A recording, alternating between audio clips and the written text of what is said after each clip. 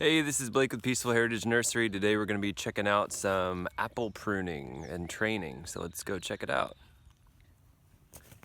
Okay, so this is a Liberty apple and it's going into its 5th leaf. See, it's getting pretty tall. This is on M111 rootstock. So this one has been trained via the French method that we utilize here, and these are the bottom scaffold branches, and then you got a second whorl right here. A whorl is a set of scaffold branches. These are the scaffolds here, and then you've got a third whorl up here. And see, we just tied these down this winter. Came out here and tied these down to the rope. And what you're going for below horizontal. So you're pulling these down. You don't want them going up vertical like this.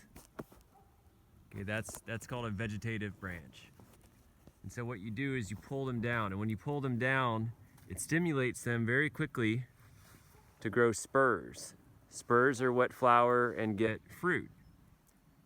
Vegetative branches grow vegetative buds. Flowering branches grow flowering structures. You can see here, this is covered in spurs. They're all over the place.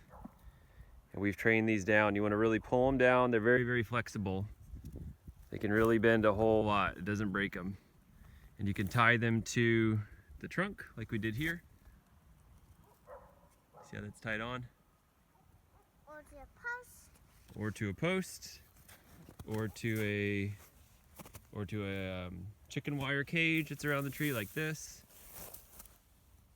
Got a little Gideon out here today, helping out.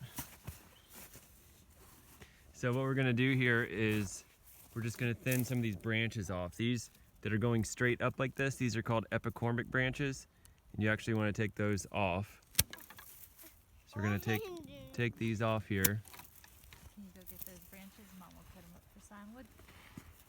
And these make good scion wood. Okay. You can get that one. Okay, there's another one. And so I understand that pruning is a bit of a complex topic that has a lot of you all very confused. So all I can say is keep watching videos, keep reading books, and keep attempting to do it, and eventually it'll start making sense. So what we're going for here on a whorl is you want space in between these scaffold branches. You see how there's space in between those two? You see how there's space in between these two? And you see how each one's going in a different direction? This one's going west. This one's going more northerly. This one's going kind of south, southeast, and this one's going east. See, Dada? And the same thing with these up here. Each one's going in a different direction, and there's space in between them. Ideally, you don't want to have them right across the trunk like this right here. Ideally, it's better if you got them all spaced out. One here, one up here, one there, and there's a little bit of space in between the two branches. But sometimes you just get stuck with it and you just make the best of it. And the other aspect is you want what's called a light well going across about a foot from the trunk. You don't want any branches at all or spurs. So you take all those out. And what that's gonna do is that's gonna allow light to penetrate down like this and hit all the fruit and things that are gonna be forming down here. So this is all gotta go. And then anything that is forming underneath the branches, you're gonna take out also. And you can also just kind of do this with your hands too. Like you can just kind of rub, and anything your hand rubs into, you can go ahead and chop off. Like here's one that's underneath. And the reason you're taking these out is because these are just gonna be in the shade. They're not ever gonna get good fruit on them. They're gonna be shaded. Hear that big hawk over there?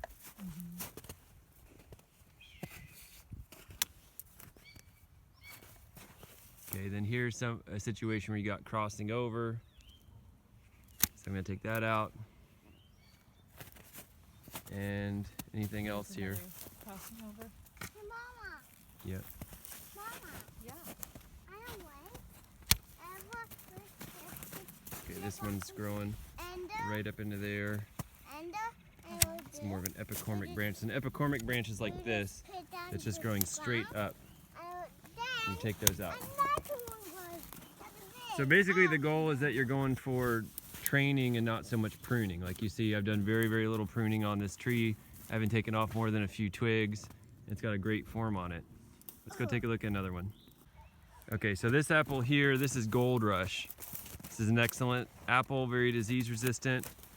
Not resistant to cedar apple rust though. Okay, so we're gonna go back to what we were doing here. So here you got the light well, which is a foot on each side of the trunk. Okay, so this is in the light well, that's gotta go. This is in the light well, that's gotta go. These little spurs are within the light well. Okay, there's a spur that's hanging out underneath, that's gotta go. This is in the light well, that's gotta go. Light well. Now you can see how we've trained this one. See how these branches are going down below horizontal? They're really going down nicely. You can see there's two nice whorls here. There's another one that's gonna soon be forming up there. It's a little praying mantis egg case up there too. Got lots of those guys here. Teach about someday. You said I should write a book? Yeah, someday. Write a book about what? About twins, egg cases. Oh, okay. How they're born. How teammates have them. Whoa. So a book like the Papa book. Okay. Okay. So now we're over here in the pears. And this is a Spalding pear. This is a variety we're trialing here at the farm.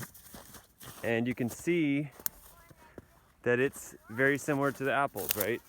It's got a whorl of scaffold branches. 1, 2, 3.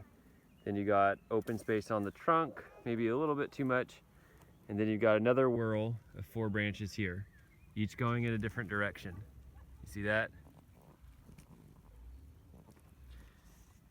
You don't want to have any branches below about 30 inches. These are right about at that level, so that's okay. And you can see they are loaded up with spurs. This is what gets the fruit. Okay, there's different kinds of spurs. This is called a dard spur because it looks kind of like a little dart. It's kind of hard to see there. Okay, you see that? Looks kind of like a little dart. Short stem, little pointy top. That's what flowers and gets fruit. You can see these are loaded up with stems, with fruiting stems, spurs. There they are. There they are. So if the weather's good, these should bloom and get a nice crop of fruit. Okay, so then the question goes, how do you get the pear branches trained? Okay, so you get those trained like this. You can tie a nice rope to them, pull them down. I have these tied on to rebar. No, this didn't bend the rebar. It was just already bent. I've got another one here, pulling this one down. Pear branches are rigid and they're easily broken, but you gotta do this carefully. There's another praying mantis egg case there.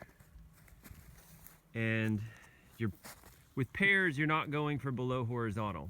You're going for about 60 to 50 degrees from the trunk. So you see that angle there? It's pulled down, makes a bit of a triangle shape there. Same thing here.